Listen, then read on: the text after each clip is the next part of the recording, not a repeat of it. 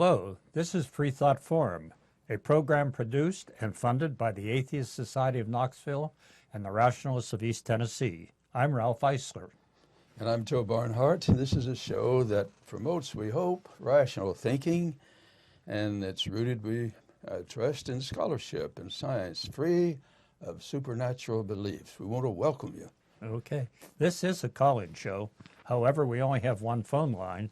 So if you can't get through, we invite you to tweet us at FFTVKNOX. Now, while we go over a few announcements, we invite you to start calling in now at the number on the screen. Get a pen and paper, and we'll give you our email address later in the show. Yeah. Now, the Atheist Society of Knoxville frequently has a fun time, and they eat at Barley's in the Old City starting about 5:30 today.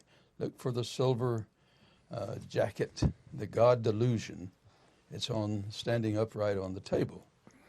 And you're welcome to have a happy, good time of food, but don't preach or proselytize or provoke or punch, or at least please don't. At least please don't. You can argue, but that's about it. Always argue, yeah. Yeah. Okay, the Rationalists of East Tennessee have several monthly meetings. The first and third Sundays are usually lectures and discussions, and the book club meets on the second Sunday. The reflection group gets together on fourth Sunday for a potluck lunch. Next Sunday meeting will feature a discussion on technology. Who's in control? Where is it taking us? Visit our websites for additional details, including times and locations. The websites, if you can read them, should be up there on the screen. Okay, and our topic we're going to deal with is a very traditional problem. It's called the Problem of Evil. And we're looking at it from both a theistic and a naturalistic or a more secular perspective. But let's go now to the news. Yeah, we had just a couple items in the news that we thought we'd discuss first. Last December, the Freedom from Religion Foundation made application to erect a display commemorating the Bill of Rights in the Texas State Capitol building during the holiday season.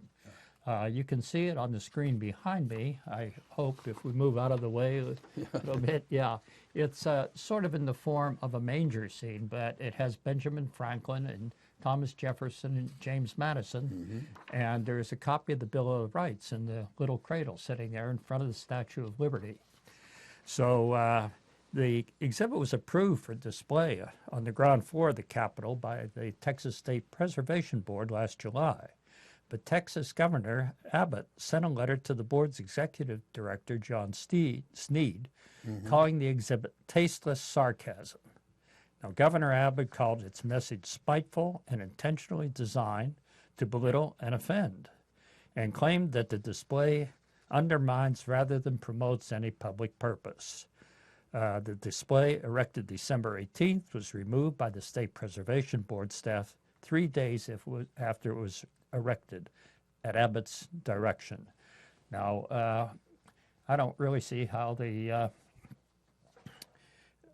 Bill of Rights can be offensive, but I guess because it's sort of a mirror of the typical cradle scene or manger scene there, right, that it upset the governor there. So, okay, there's a organization called Freedom from Religion Foundation. It's promoting, of course, separation of state and church, and it's suing the Governor Abbott. They claim Abbott, a Republican, illegally censored their exhibit and depicts the Founding Fathers, the Statue of Liberty, crowded adoringly around a manger scene containing the U.S. Constitution. In an email response, Abbott's spokesman, this is what the spokesman said: "This atheist group based out of Wisconsin has consistently messed with Texas." Yeah, and we don't mess with Texas down here. The First Amendment does not require Texas to show display at its Capitol building that mock and satirize our entire religion. Anyhow, the Preservation Board acted appropriately, he claims, by removing the display. And the lawsuit is completely baseless, he says. He says. So we'll see what happens to that. It'll be interesting to follow this through the courts and see where it goes. Well, Today, with the relentless barrage of primary election coverage, these days most people are aware that today is Super Tuesday, when several states, notably in the South, hold their primaries. So why should this concern us on a program devoted to free thought topics?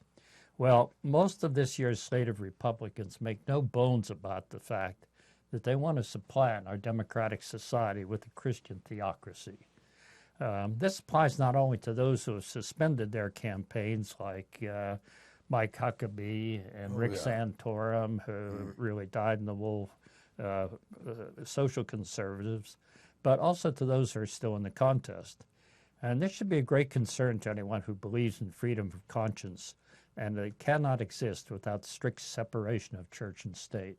We're just going to give you a few quotes from some of these people. Here's what Marco Rubio says. He says, "We are clearly called in the Bible to adhere to our civil authorities, but that conflicts our requirements to adhere to God's rules. So when these two come into conflict, God's rules should always win."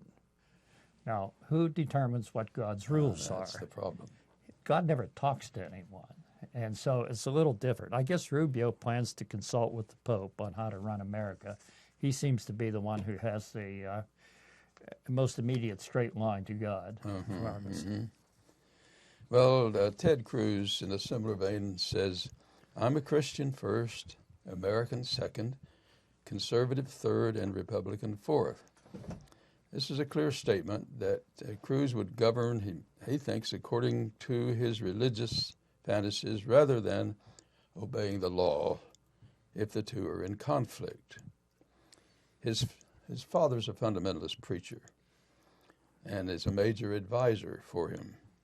It seems if Cruz becomes president, those of us who are secularist or naturalist will be forced to give up our rights as Americans and moreover probably have no recourse to the law to maintain them. And by the way, I would argue that the First Amendment was put in by people who wanted freedom of religion. In other words, they saw that you can't have just one religion. Right. So they said, well, let's have just the state not trying to decide for us, give us freedom. Right. And that's seems to be kind of curious in the case of the Republicans. They're always complaining about big government and big government overreaching. But yet they want big government to give their religion preferential treatment on this. I should add here that Cruz's father is a big part of his campaign. He's out campaigning for him. And he has actually said that he thinks atheists should be put in concentration camps or internment camps, whatever, get them out of society. Shake hands with Hitler then. Yeah, right. Okay, and even Donald Trump, whom I think is an opportunist, seems to want to tune in onto this. Mr. Trump makes it clear that he'll allow churches to have strong influence in policy making. He says he's going to work as hard as possible to get rid of the prohibition on churches endorsing candidates without losing their tax exemption. He further states we're going to have the strongest Christian lobby, and it's going to happen. So can you imagine the devastating effects on our political system if the affluent Roman Catholic Church could pour billions of dollars into it to promote candidates who would cover up sex scandals or even more strongly promote their war on women? They already have strong political power. There are hundreds, if not thousands, of Christian special interest groups around the country, and they have a lot of money. And they lobby on their issues all the time. Nobody's inhibiting them. So while churches are prohibited from endorsing specific candidates, no one's stopping Christian nonprofit groups from advancing their agenda, and no one's stopping individual Christians from endorsing candidates. Anyhow, the fall election will determine whether Americans will choose a free secular society or regress to a theistic autocracy like Iran or Saudi Arabia. Yeah, let me emphasize, a secular society means that you don't have one religion dominating, but it's freedom for all religions to operate according to their conscience. Yes. And this, actually, the First Amendment has undergirded for years the possibility of denominations to grow and develop. It's not just for secular viewpoint. No. What it basically means, as you say, is that people are free to follow their own conscience in this thing. And we don't need the state determining what religion is which. They had that problem in Europe. Yeah, exactly. And of course, that was one of the motivation for some people coming over here. They the Pilgrims, the Puritans came over here in New England to get religious liberty for themselves, but they forgot about religious liberty for other people. Right. I mean, it wasn't that they came here because they wanted religious freedom. The Puritans wanted to control the Church of England. They wanted to impose their own strict version of religion on it. So they've virtually got thrown out of the country. Well, we're going to the problem of evil and suffering. Problem of evil and suffering. And we'll see how this works out after the results come in today's election. Don't punish us. Okay. Sorry about that. Well, there's a passage in the Bible that's kind of interesting. But first of all, let me suggest in the monotheism that you get in the Hebrew and Christian tradition of monotheism is that the deity is in control. The word omniscient means he knows everything, and omnipotence means he's all-powerful, and omnipresent, he's everywhere. And they always say he, but they don't always mean that. Yeah, whatever. Now, the point is, once you have a lot of suffering and agony in the world, and you have a deity who presumably is in control, why is there so much suffering? And that's called the problem of theodicy. Now, there's a passage in 2 Samuel chapter 21. Let me start over. 2 Samuel chapter 24 says that God moved David to take a census of the people. And then turns out it informs him that he's done something terribly wrong. In other words, it was wrong to take the census. Now, we don't need to go into it right now because that's pretty complicated. But anyhow, it was God who moved him to do that. And then when he had done it, he said to David, according to this story, you've got some choices of punishment. Mm-hmm. And one of which is he'd go to war, and another of which was simply to be a plague. Mm-hmm. And David chose the plague because God would send that, you see. I see. He didn't want to go to war and fight. I see. And then you lost, according to this story, 70,000 people because of David's sin. Now, when you get to Chronicles, 2 Chronicles, chapter 21, you have the same story with one exception. It was not God who moved David to do this. Oh. It was Satan. Oh, it was Satan. Now, I think what happened is the author of Chronicles, who obviously wrote later, could not stomach the notion that God moved him to do this terrible thing and then punished him for it. And not just David, he punished 70,000 people. Yeah. And that's evil. Yeah, I would say that was evil. I mean, it takes a lot of sleight of hand to create a theodicy to get around that. Exactly. So what the author of 2 Chronicles did was simply say, well, it was the devil. Yeah. Well, that's always confused me. The original sin with Adam eating the fruit from the tree of knowledge of good and evil.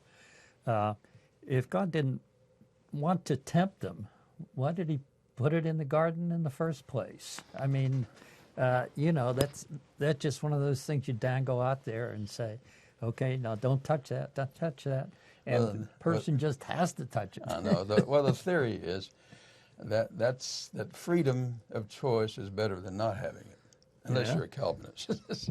Now, and so there gave freedom of choice. Now, I would say if God were omniscient and omnipotent. He would have several couples, not just one, that he could bring into existence. Mm-hmm. And he could have another couple that would choose not to eat the apple Yeah. and therefore not have the whole curse in the entire human race. I know, but why even imbue a fruit with the knowledge of good and evil in the first place? That seems like it must have been done with the forethought of temptation. Well, it looks like, it has to be forethought. If you've got an omniscient God, it's all forethought. Okay. There's no getting around it. Okay.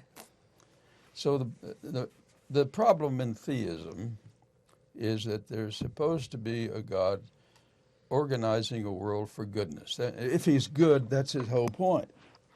But there's an incredible amount of suffering in the world. And then, of course, if you have the Christian view, that is the more conservative Christian, most of the human race is going to end up in eternal misery. Yes. And God knew it before he created them. Yes. Now, that seemed to me to be evil. What they portray as God is a reflection of their own worst side. Yes. And that's the worst side of anthropomorphism. Yes. I absolutely agree with that. Yeah. There comes the question of whether evil requires agency. Exactly. Always. Well, a naturalistic view says you've got tornadoes and other things Right. that they just simply are not planned and are not set up as a punishment. They're just are there. And so should those be considered evils? Well, if you're being wiped out by a tornado, it would certainly be bad. Now, if you mean by evil, it was motivated by some intelligence. Yeah. Then, well, yeah. Yes. But Right. if you're a naturalist, you say, well, no, it wasn't motivated by any. It's just that's part of the nature isn't run according to all our desires, and nobody planned nature. It's what it is. But a lot of fundamentalists believe that natural phenomena such as earthquakes, hurricanes, they're controlled by God. By God, God does this. In fact, you have a lot of cases in the Bible in which that's used. If the preacher or the priest or the prophet thinks things aren't going the way they think is right, and they use something from nature and say, well, God is punishing you. Oh, yes. And Sure. well, this story is an example of that. Yeah, If exactly. the plague, my guess is there was a Punishment. plague at that time, and so some preachers came up and wrote a story saying, well, this is really God sending the plague because you people are so evil. Right, and that's I think that's been used as an explanation for plagues several times. Oh, I mean, yeah, in yeah. Well, medieval Europe, you had these flagellants running around the countryside, beating themselves to try to please God, and so encourage them to take the plague away. Have the whole story of Noah's flood. Yeah. And I mean, here, when you think about the atrocity of drowning so many people, and that's supposed to be God saw that human beings were evil, and so he decided he'd just drown the animals and the children and the adults. Yeah. And, Just everybody indiscriminately. it just got That's evil. probably the most evil act I can think of. I don't know how many people were supposed to be alive at that time. I think Henry Morris once estimated there were 7 billion people, which is what we have on Earth now. Couldn't have been that many people alive at that time. Nevertheless, a good number. Quite many millions of people, if you believe the story is true. Well, I have a novel in which I'm working on, and the dramatist, the woman, is doing a scene of all the children floating by and all the infants floating by. And that's God's doing. And in the novel, she's the son of a fundamentalist preacher, so she gets called in by her dad. Oh. Just paying what you told me, Daddy. So how do the theists reconcile that? They always say you cannot know the mind of God. Well, that's one of the things. Then they'd proceed to tell you about the mind of God after telling you that. Yes. But there's one philosopher of theism. I had mentioned him on this program once. E.S. Brightman claims that God has here's the way he puts it, a will to value, to create goodness. He's rational. That's called the rational given. It wasn't created. It's God's nature. And God has what he calls the non-rational given. That is, he has energy so much, he can't control it perfectly. And so you have a world of nature like we have it. Yeah, I see. Just God just can't control himself. Can't control all of it. No. It's like Not perfectly. Do you remember the comic Flip Wilson by any chance? He was a black fellow. He used to do all these impersonations. Oh, yeah. He had a character called Geraldine, and Geraldine would get caught in doing something, and his eyes would open up and they'd go back and forth. If I said, "The devil made me do it," I remember. That was always the excuse. Yeah. But a lot of good biblical scholars are aware of this problem. By the way, let me recommend a book. It's called St. Paul versus St. Peter. It's paperback, so it's not expensive. Mm-hmm. But it's an exceedingly interesting study of the conflict that Peter and Paul had with each other. Mm-hmm. Paul got so mad at the circumcision party one time. I mean, the issue was so fierce because Paul was trying to bring his version of Christianity to the Gentiles. Yes, right. Well, the Gentiles obviously didn't want to be circumcised. I think we got a caller. Let's see who we have. Go ahead. Yeah, this is Charles from Central Illinois. How are you doing? Hey, Thank Charles, you, good to hear you. Go ahead. You were talking about Donald Trump and the concepts of good and evil and so forth. Mm-hmm. Yes. Well, one of the principal problems is there are multiple contradictions in many of the theist documents about what is good and evil. And for a lot of people, they become what I call obnoxiously, willfully ignorant about some parts of the Bible. Yes. Yeah. And for instance, how many people are actually going to approve of somebody selling their daughters? Oh, yeah. I don't think that would go over very well today. Not in America, maybe in Saudi Arabia. Oh, yeah. And then there's the slight matter of where you're not supposed to go to, it's in Peter's, I think, Episcopal, one of Peter's epistles, that you, instead of going to a healer or a doctor, you're supposed to go to the elders of the church and have them anoint you with oil and pray over you, and your faith will heal you. Now, let me be fair to them at that time. Medicine in the first century was not outstanding. So, yes, but you do find these people today who have that attitude. oh, yeah, even today, right. yeah. Right? even today. Yeah, but we have to say most Christians go to doctors, I think, today. Yeah, including Pat Robertson, even though he has proclaimed that he can heal people through that television set. Yes. Now, not all. I want to emphasize: not all fundamentalist Christians are Republicans, and not all Republicans are Christians. And I don't want to get into a political thing here, but because that's not our purpose here. The important thing to point out is that we all know personally when they talk about evil and suffering, we know what that is. And then we're trying to rationally account for it. Now, if you're not a theist or a naturalist, then you don't look for some cosmic intelligence as a planner of evil and suffering. You simply say part of the world of nature is such that it doesn't watch after our goodness all the time. Nature as a whole is not intelligent. All the theists with a devil or something like that in their background. Well, the devil theory are scapegoating our actions and attributing our arrogance and our hypocrisy and so forth to somebody else. Well, that, you can see why the theory of the devil came up. Is they didn't want to attribute all this evil and suffering and horror to God. And so they say, well, there's this archangel that didn't do his job, and so he got cast out, and now out of revenge he's doing all this harm and evil. But well, the thing of it is that totally contradicts the statement that I am thy Lord and God. I am the author of all that is good and evil. Mm-hmm.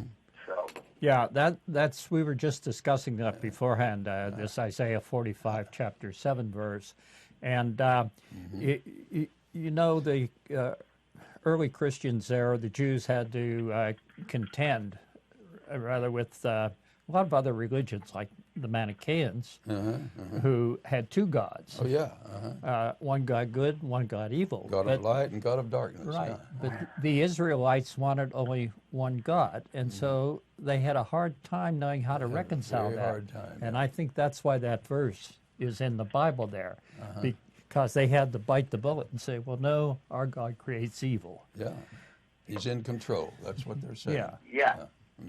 but Go ahead. in the concept of atheism and secular humanism and so forth, we are responsible for our own actions. Yeah, you know, when I was a teenager, I had a friend in the neighborhood who was a Sunday school teacher, Mrs. King, and I remember her saying to me, don't think the devil made you do anything. Take responsibility for yourself. And here's a Baptist Sunday school teacher pushing the whole theory of the devil is just excuse making. Yeah, right, right. And she got me to thinking. Yeah, well, let's say, as I say, this problem of evil is probably the naughtiest problem, you know, facing Christianity or Judaism, any of the monotheistic religions. And I call them the Abrahamic faith, because they all claim to be derived out of Abraham. Yeah, that's the way people generally Well, that's what turn Paul them, was trying to do, is make it and skip over Moses. Yeah. Yeah. I think it's, by the way, what's interesting to me is both in the Deuteronomy, this is the Old Testament, Leviticus, and then both Peter, James, and Paul, who are in many ways in opposition there in that church, all say what's behind the law is love your neighbor as yourself, which is interesting to me. Now, if that's the case, then a lot of what happens in the name of religion is not love of your neighbor. But I think they understood what the basis of a social existence was, is respect and kindness, consideration. Yeah. I don't know if Jerry Falwell originated the phrase or not, but it'd say, you love the sinner, but you can hate the sin. Oh, yeah, I remember. Somehow trying to dissociate those two to get off the hook. But that's, you know, one of the things that a lot of the Christians and some Muslims and a lot of the Jewish population have as a blind spot on deciding whether or not it's the person committing the sin is responsible or not. Okay? Yeah. You know, I've met people who think I'm an atheist just because I want to sin. And I keep asking them, you know, define sin. Well, the thing about you have to kill your children if they badmouth you a lot. And if you try to stop them from obeying that commandment, are you, you know, committing a sin? Well, I have a definition for sin, which is displeasing one's God. And if one doesn't have a God, then you can't displease him and you can't sin. So yeah, and if you have a community and we're trying to live together, then obviously some things are wrong, immorally wrong, and we have to deal with that. We don't use the word sin, but we obviously have to have a rule against stealing. Yeah. We have to have a rule against killing. And it would be good to control envy. It would also be important to control a lot of other things that we do, which we shouldn't do. Why? Because we want to have a pleasant, happy, workable life together. And if you're going to have freedom, then some freedoms cannot be enjoyed because they get in the way of other freedoms. Your rights end where to swing your fist around is where my rights, where my nose begins, kind of thing. Yeah. And in the political spectrum, it's getting really wacky about such things. As you have noted, Ted Cruz is a religious fundamentalist, following in the footsteps of his father. Yeah. But Glenn Beck, the supposed Mormon, is endorsing him as chosen by God Yeah. to lead America. Yeah. I find that pretty hilarious, given the way the Protestant denominations persecuted the Mormons. Well, thank you for calling, Charles. Yeah. I appreciate your comments on these. Yeah, so we're glad to hear from you always. And From Illinois. yeah, so we're going to give some other callers a chance to come in now, too, if they wish. So thanks very much. Okay. Thanks, Charles. Bye. Okay, so On this problem of evil is the very notion of a devil is simply passing the buck. Mm-hmm. It's almost as if it's saying God's got a universe with a lot of evil in it, and so we've got to put somebody in charge of it. So he is, in that sense, he's like he's a servant. Now the Calvinists come out and say this, that Satan is an agent of God. Oh, still? Well, of course, they don't have any choice because predestination. yeah, in other words, God controls everything, and he chooses Satan to cause temptation. And in fact, I heard one guy say, well, how are you going to get tempted? And I said, well, you could start with apples. Yeah. In some cases, wine, women, and song. and maybe a turnip for some of us. Yeah. But the whole theory of the devil, it seems to me, is simply to get their version of God off the hook. But it doesn't, because it's passing the buck. Yeah. On their own theory, the devil is going to be put out of business someday. Now, my question is, what's the holdup? Yes, right. Because the devil, on this theory now, cannot be converted. Right.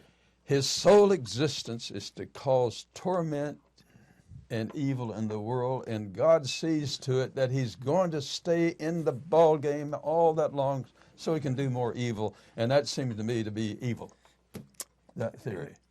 Yeah, I would agree. Well, we have this whole book of Job and Job's sufferings. Why? What was it? It was just a bet.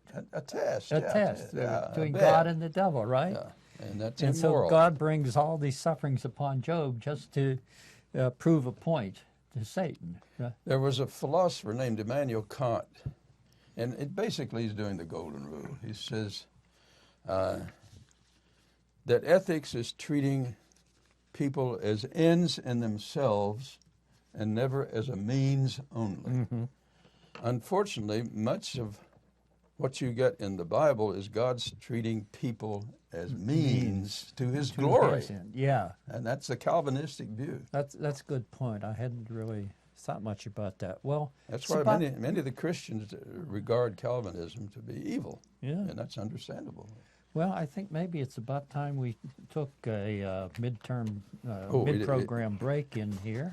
Well, let's see. I think we are getting there very close to. Well, you just go ahead. We'll both do it. In case you're just tuning in, this is Freethought Forum. It's a sponsored by the Atheist Society of Knoxville. Let's ask. And RAT, the Rationalists of East Tennessee. And the Freethought Forum is funded by those. Now, we're usually lively on Tuesday at 5 to 6. Right. We hope we're lively. We're hoping live. Yeah, live and lively. Okay, it's the call-in show. Yeah, and you can see us streaming online if you don't live here in Knox County. Okay, I guess we have another call here Good now. deal. Hello, caller. You're on the air with Freethought Forum. Hello. Hello. Hi. Go. Okay. I have a question about the devil, Uh-huh. and I hope I can remember. If God was not able to prevent the devil from messing things up in the first place, then when Christians say that the devil will be punished, and heaven, everyone who goes to heaven will have this one, great things happening in heaven. How will they prevent the devil from doing the same thing again? Oh, the book of Revelation sort of indicates he's going to be bound. So, Well, uh-huh. so that'll take care of it. Yeah. And my question is, what's the holdup? Yeah. What's he waiting on? Well, we have to go through this whole scenario of the Antichrist and becoming. I don't know when that got folded into the Christian perspective. That seems very strange to me. That got to be very strong in the Second World War, Yeah. which was a pretty hard time for people, and Yeah. so they had to have a theory on Yeah. that. By the way, I'd like to recommend an author, some of you are already aware, is Bart Ehrman. Yes. He has written a number of books. This one is The Lost Gospel of Judas Iscariot, but he's also written one on misunderstanding Jesus, or misquoting Jesus. It's a very good book. And here he's written Truth and Fiction in the Da Vinci Code, and it's a very good book. And everything that I've read that he's written is exceedingly good. He's a good scholar. He grew up as an evangelical Christian, went to Wheaton College. Yes, right. And I'd like to recommend this one good, St. Paul versus St. Peter by Michael Goulder, Goulder, an exceedingly good book. Okay. I didn't bring my books, but I'll recommend one if you're interested, Dable, which is The Origin of Satan by Elaine Pagels. Oh, yeah. She's a wonderful scholar. Yeah. And so if you want to find out a little more about the devil, that's probably a good place to go. Yeah, Elaine Pagels has written other things, and she's good in everything I've read about her is very, very good. She's a good scholar at Harvard, I believe. Princeton. Princeton? Yeah. Okay, well, thank you, and I'll let you go on now. Thank you. Thanks a lot. Bye. Okay, well, let's, we started to take a little break there. Remember, the Freethought Forum and the Atheist Society of Knoxville present this program along with the Rationalists of East Tennessee. This is a call-in show. We're live today, March 1st. And viewers can call the number on the screen or tweet them to us at FFTVKNOX. The Atheist Society of Knoxville meets 2 times a week, evening meetups, fun, food, drink, conversation, and as purpose is to supply a venue for community, camaraderie, and outreach to atheists, agnostics, and other like-minded people. So I'm going to ask Sam to run our information video at this point. If you live in or around the Knoxville area and are questioning your religious beliefs or simply believe in one less God than everyone else, well, you're not alone. The Atheist Society of Knoxville is a fun and friendly group of people just like you that meets twice a week at a bar or restaurant. We meet every Tuesday night following the show at Barley's Tap Room and Pizzeria for happy hour. You'll find our group either inside or on the patio. Look for Richard Dawkins' silver-jacketed book, The God Delusion, standing upright on the table. On Fridays, we meet at Agave Azul or the Beard and Beer Market. But if you plan to preach, proselytize, provoke, or punch, please don't. We all question what we believe at one point in our lives. If this is the time for you, come join us for food, drink, conversation, and fun. Do you find stories of talking snakes laughable? Do you prefer the scientific method over supernatural beliefs? Are you concerned about religious leaders and organizations imposing their values and rules on your body, your family, and the rest of our society? Well, take comfort in the fact that you're not alone. The Rationalists of East Tennessee meets weekly for fellowship and provides a forum for people who support skeptical thinking and rational discussion of these and other issues. To find out more information or to find out about our next meeting, visit us on the web at www.rationalist.org. Okay, well, we're back after that short promo, and you can see the Atheist Society of Knoxville and the Rationalists of East Tennessee both help to provide social outlets where you'll find that if you don't believe in God, you're not alone. Not alone. So let's get back then to discussion of the problem of evil here. The problem of evil. So, Okay. I mentioned before, whether it requires agency or not, and how you think about these things. And I'm always reminded there was that great earthquake in Lisbon. I forget what the date. Oh, yeah, I know what you're talking about. Yeah, that caused a lot of trouble for people in there. Yeah, and that's where a lot of people back in those days confronted this question of good and evil. They did. And we had this philosopher, mathematician, Leibniz, who concluded that we live in the best of all possible worlds at one time. Now, Leibniz was a smart guy. I mean, as a philosopher, he invented the calculus, along with Newton, very smart, et cetera. But Voltaire was so ticked off at this guy, so upset with his outlook, that he wrote this whole little novelette of Candide to make fun. That's true, yeah, I did. Of Leibniz in the character Dr. Pangloss. And the characters go through his book suffering all sorts of evil and sin. It would have been much easier if Leibniz had simply said there's a good God that's done it could take this view, they've done all this creation, which is no insignificant achievement, you could say, but it's not perfect. Yeah. That would have been sufficient. Yeah. To say, okay, if you want perfection, you don't have it. Right. Okay. But and that's what a naturalist says, is we've got a good nature. Without nature, you and I wouldn't be here. That's right. But it's not perfect in the sense that it doesn't fulfill all of our dreams, our wishes, and so forth. Right. And by the way, we aren't either. So we make do with what we can, and we can define some things being better because it contributes to our happiness. That's what we think usually mean by happiness. Yeah. I mean by good is it contributes to our goodness. Mm-hmm. I just pointing out that people have different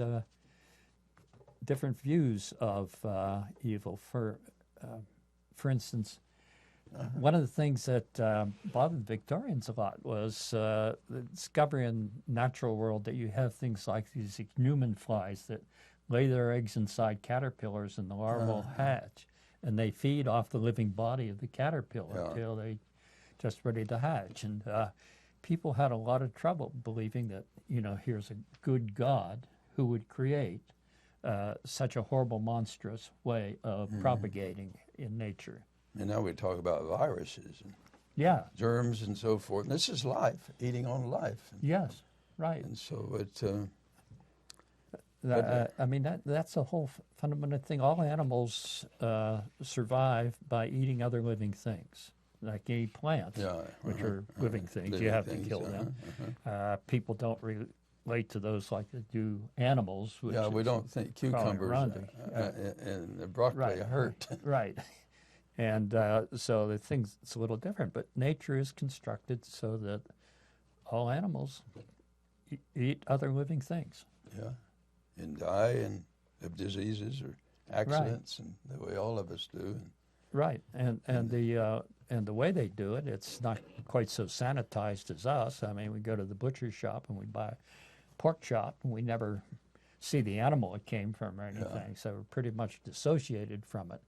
But what do you think the ancient rule against eating pork, where it came from? I really don't know. I had always assumed it was because, we think of pigsties and pork's living in dirty situations and things. That's not necessarily true. I mean, if you look at wild boars, they're no different from deer. Exactly. If you're in the wild, Yeah. So I don't know. I don't know the answer either. But to just say, well, God doesn't favor pork, there's got to be. I think there's got to be a good explanation as to why. What could be maintained longer, pork or beef? I don't know. Well, my theory is that the early Hebrews were shepherds, and they traveled a lot. And I mentioned this on the program. Try herding pigs. Yeah. And you're not going to be able to herd pigs, and you can't have a pig drive the way you have a cattle drive. Gadarene pigs, they put the evil spirits in and drive them off the cliff. Go all over the place. Yeah. Well, maybe they were presaging George Orwell in Animal Farm, that all animals are equal, but some are more equal. That's a good for point. The pigs. Yeah. Okay. So. What? And I think circumcision, there's a story in the Bible of God about to kill either Moses or the child. It's hard to make clear on that. And it's a woman who comes up to the notion, we'll give God some foreskin. Oh. And that's a pretty good deal. If that's the best you can do, is that if you're a mother, you'd rather give your kids foreskin to the deity than to... And you could argue this story comes out of a background of child sacrifice, and so circumcision was a moral step beyond child sacrifice. Do you think it might have been a way of the Israelites distinguish themselves from other tribes? Well, it would be something like a tattoo in that respect, yeah. Now, another one is if you're not circumcised, if you go in hot weather a lot, you might smell bad.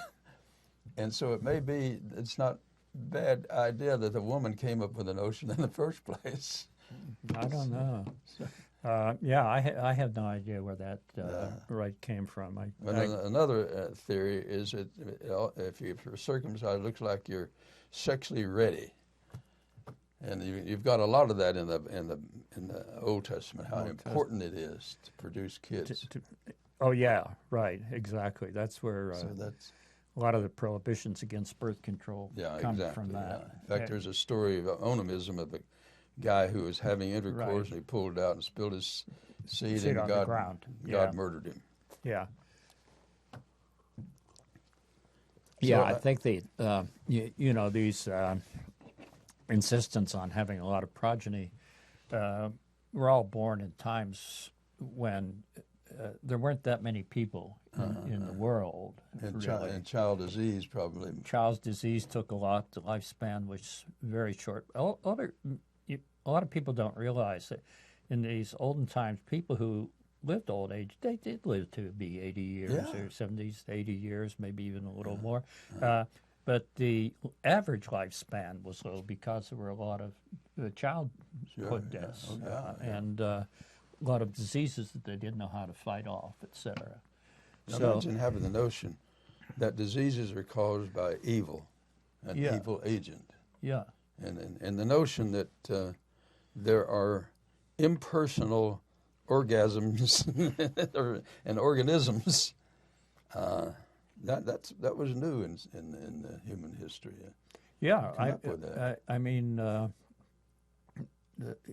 I forget how much of your body weight is supposed to be made up by bacteria. Something like this. A fair amount of your dry body weight. Even in the 19th century, medicine wasn't all that advanced.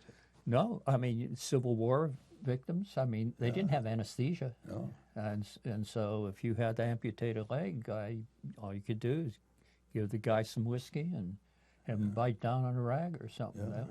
That was it. So the problem of suffering has always been with us. Yeah. And to try to say some conscious being introduces it doesn't help. No. And I think that's why they came up with the devil theory, because you got tired of saying, well, God caused this or God brings it about as punishment. In other words, the notion of original sin is a way of trying to say if you got a lot of suffering going on, you're responsible. You did it. Yes, right. And I think the devil theory came in to say, give us a break. Blame some cosmic being for all this suffering. Mm-hmm. Mm-hmm. Yeah, and and people believe that the devil exists. Our late Antonin Scalia, I always have Yeah, a joke on that. He seemed to believe there was a real devil Oh, yeah. out there. I guess it's his Catholic upbringing. He's strong Catholic. Yeah. So people still believe these things. And he did. What's interesting is this: is if God has to have a devil to take care of evil, and then the devil has got so much work, he's got to have demons. Oh, yeah. It's like a corporation now, a corporation of evil, and you got the CEO, and that's the devil. Yeah. And then you have all these little devil management here and there. And yeah. I don't know. This whole concept of heaven and hell and stuff. I guess all of us find in our communities find to be rather puzzling, but nevertheless, I suppose you have to have something like that made up if you want people to obey your God. Well, He's going to punish you if you don't. We do have in any kind of culture, if you do things like murder and stealing, so you've got to have a way to incarcerate the people.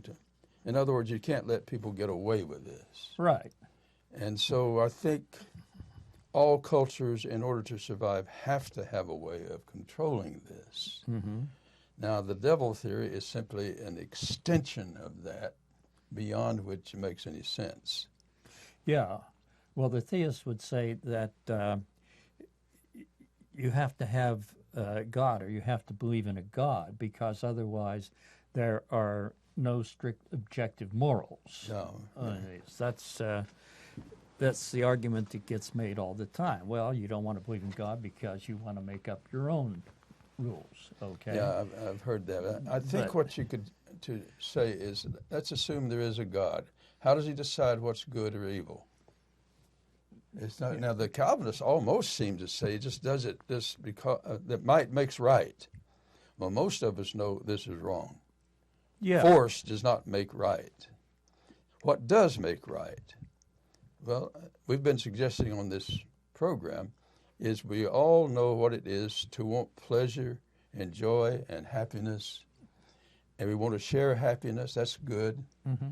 And we want to have it for a long time, and we don't want a lot of agony and pain, and so we set up rules and regulations to give us more enjoyment and to control the agony.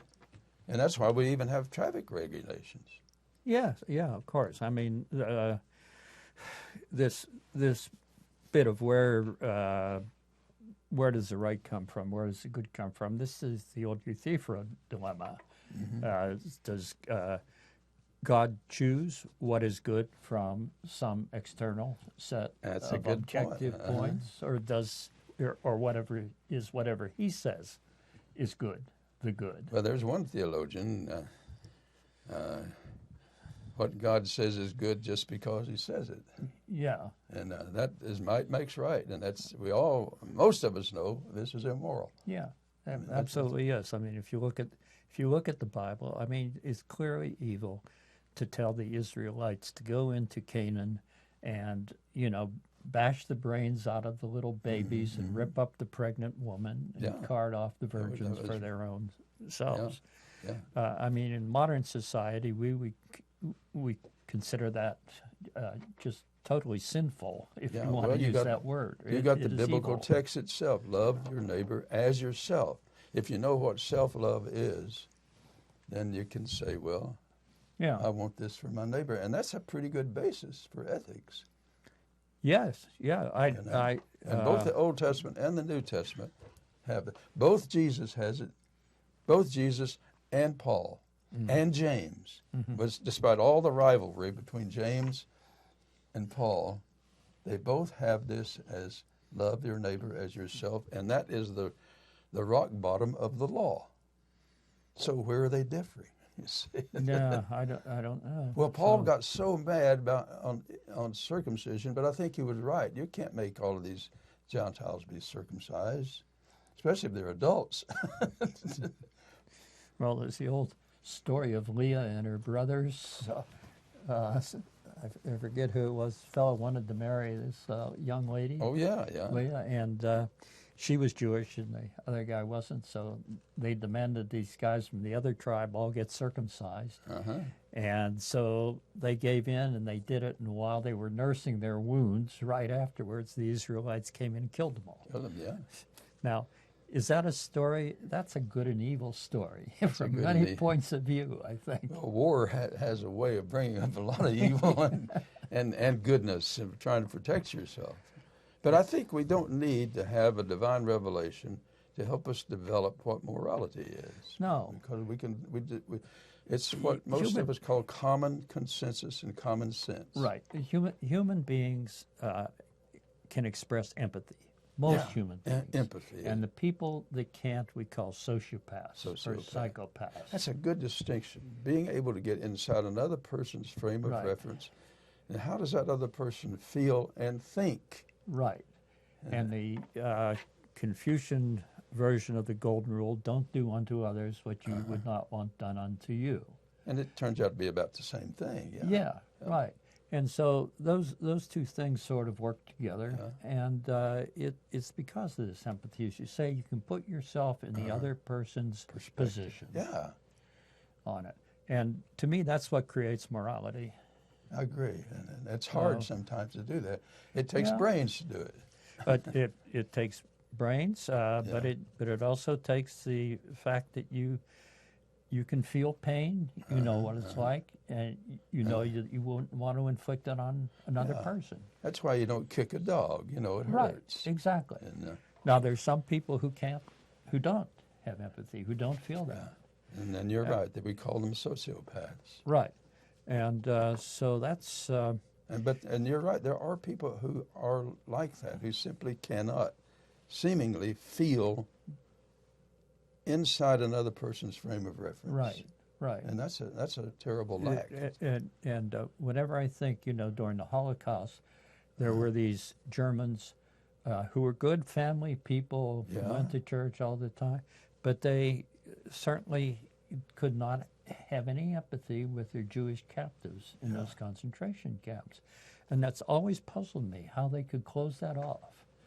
So I guess that's something that one has to be aware of in a society. I think part of it is that once you have that and the intimidation fact, then the Germans who didn't believe in it were afraid to say anything. Yeah, But most of the German people probably didn't know in detail what was going on. But certainly, I think about the guards in the camps and things like that. They certainly did. Okay, well, we've got about a minute to go, so it's time to start wrapping up. You want to get out your pens and papers? So it's been to Freethought Forum, a program by Atheist Society of Knoxville and the Rationalists of East Tennessee. And please send us feedback. You can leave voicemail at 865-272-9060, or you can email us at freethoughtforum@yahoo.com. And we're on Tuesday at 5 o'clock, so tell your friends to watch us. Yeah, and please do call in. We have a wide variety of subjects that we talk about, and we'd like to hear thoughts from you people out there. And talk with us. Talk to us. Give us some stimulation for our thinking. We do like to have outside input. So our thanks to Sam and for technical help, and to the staff at CTV Knox, and to all our callers.